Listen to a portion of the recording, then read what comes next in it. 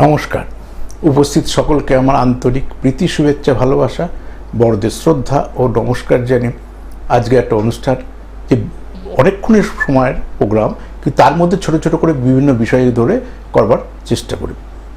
আজকে আলোচনা করব যে শুভ যোগ থাকলে কী ধরনের যোগ আপনার জীবনযাত্রার মান বদলে দিতে পারে। যে অনেকে সাধারণ থেকে যে অসাধারণ তৈরি হয়, কীভাবে হয়?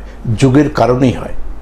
যেরকম খারাপ যোগ মানুষকে নিম্নগামী জীবনযাপন করতে সাহায্য করে, খারাপ যোগ থাকলে দুর্ঘটনা ঘটে, খারাপ যোগ থাকলে মানুষের আয় উন্নতি হয় না, শুভ যোগ থাকলে মানুষের আয় উন্নতি বৃদ্ধি ঘটে, সামাজিক মর্যাদা প্রতিষ্ঠা পায়।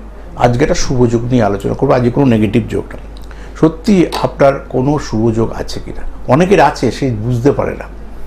তা আপনি ছকটা খুলে দেখে নিন আপনার ছকে কী শুভ যোগ। অনেক শুভ যোগ আছে, তার মধ্যে কোনটা। যেমন ক্ষেত্র সিংহাসন যোগ, সাংঘাতিক শুভ যোগ। গুরু মঙ্গল যোগ, ভালো যোগ।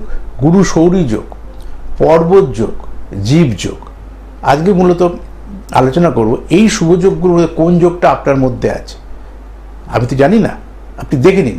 যদি এই যোগের মধ্যে কোনো একটা যোগ থাকে, তাহলে আপনার জীবনযাত্রার মান বদলে যাবে।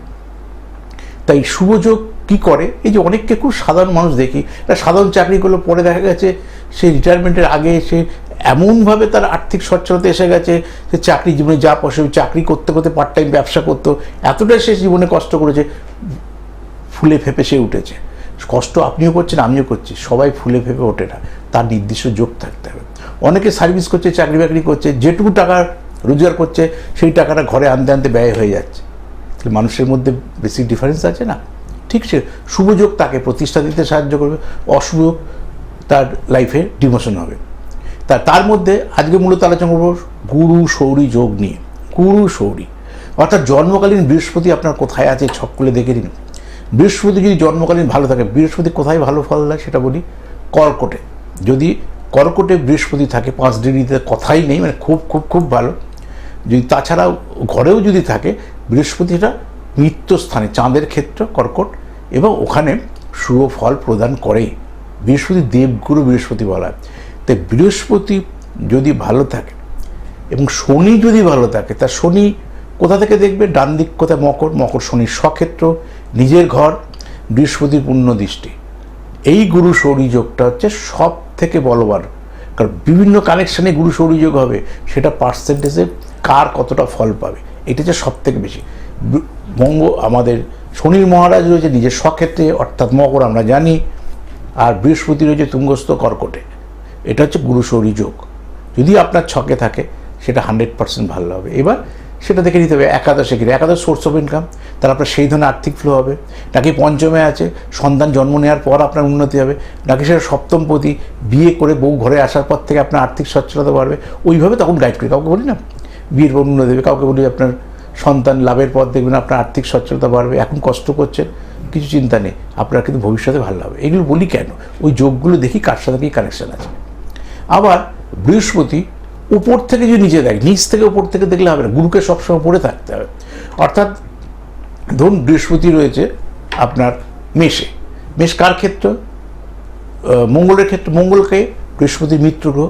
তাই মঙ্গলের ক্ষেত্রে মেষে যদি বৃহস্পতি একা থাকে এবং এককভাবে তুলায়, তুলায় কার ঘর? ওটা শুক্রের ঘর। ওখানে কে তুঙ্গস্থ, মানে খুব ভালো, সে হচ্ছে মহারাজ শনি। তাহলে উপর থেকে বৃহস্পতি যদি পূর্ণ দৃষ্টি তাকে দেয়, তাহলে সেই গুরু সৌরী যোগ 100% সফলতা দেবে দেবে দেবে। তার বৃহস্পতি করে থাকতে হবে মেষ। এটাই যদি উল্টো থাকে, ধরুন তুলায় রয়েছে বৃহস্পতি, উপরে রয়েছে মেষে রয়েছে শনি, নিচস্থ, তার শুভফল তো হবেই না। শুভফলের কোনো অ্যাক্টিভিটিসই সে জীবনে পাবে না। কেন? ওটা নিচস্থ, কারণ শনি ওখানে নিচস্থ। শনিকে যদি আপনি রেজাল্ট দিতেও দেন, শনি রেজাল্ট দিতে পারবে না। আবার শুক্রের ক্ষেত্রে বৃহস্পতি তুলাতে শত্রু ক্ষেত্রে, না বৃহস্পতি ভালো চাইলেও ভালো করতে পারবে, না শনি মহারাজ অ্যাকসেপ্ট করতে পারবে। ওই জন্য শনি বলা আছে নিচস্থ থাকা ভালো না। তাই গুরু সৌরী যোগ সব কানেকশানেই হয় যদি সমসপ্তমে দেখে, কিন্তু কোনটা স্টেডি, মানে কোনটা বলবান, আপনার কোথায় আছে। উপর থেকে মেষে আছে, যেটা বললাম, সেই বৃহস্পতি ফ্রেশ থাকে যেন, মানে রাহুযুক্ত, কোনো কেতুযুক্ত, কোনো নেগেটিভ গ্রহযুক্ত না থাকে, একা যা খায়। আর তুলাতে শনি একা, কর্কটও বৃহস্পতি একা, মকরে শনি একা। আবার মিন স্বক্ষেত্র, মিন কার ক্ষেত্র? মিন হচ্ছে বৃহস্পতির ক্ষেত্র। কারণ প্রত্যেকটা ক্ষেত্রে একটা অ্যাক্টিভ ইনঅ্যাক্টিভ, সক্রিয় নিষ্ক্রিয় দুটো করে ঘর আছে অনেক গ্রহের। তাই বৃহস্পতি যদি মিনে আপনার থাকে খুব খুব খুব ভালো। যদি আপনার তার বৃহস্পতি যদি মিনে থাকে, তার সমসপ্তম কে আসবে? আবার কন্যা। কন্যায় যদি শনি মহারাজ থাকে খুব ভালো, কেন কন্যা হচ্ছে বুধের ঘর, সেই বুধের ঘরে কিন্তু শনি খুব ভালো রেজাল্ট দেয়। তো এই গুরু শনি যোগ যদি আপনার জীবনে থাকে তাহলে আপনার জীবনযাত্রার মান বদলে দেবে। কিন্তু কীভাবে দেবে? আপনি ঘরে শুয়ে থাকলে যোগ নিয়ে তো লাভ নেই। যোগগুলো তো টাকার মতন, টাকা খাটালে বাড়ে। ঠিক সেই অ্যাঙ্গেলে জ্যোতিষীর কাছে এসে সত্যি এই যোগটা আছে কিনা, যদি যোগটার কোনো নেগেটিভ প্রভাব থাকে, অর্থাৎ ততটা নেই, খারাপ গ্রহ দ্বারাদিষ্ট, দুর্বল আছে বা রাহুযুক্ত, সেই গ্রহটাকে তখন বুস্ট আপ করা দিয়ে আইডিয়াল জায়গাটাকে বোঝায় যে আমি কী ধরনের সার্ভিসের মধ্যে দিয়ে আমার আয় উন্নতি হবে, বা কী ধরনের ব্যবসার মধ্যে দিয়ে আমার আয় উন্নতি হবে। তাহলে আইডিয়াল কেরিয়ার ওরিয়েন্টেড আইডিয়াল প্লেসটাকে তখন তো সেইভাবে যখন নির্দেশ করো তখন গিয়ে আপনার সাকসেসটা আসবে।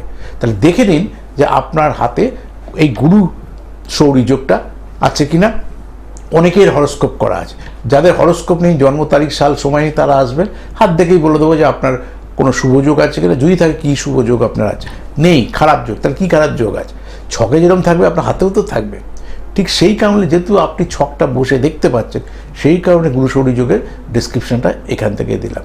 নমস্কার।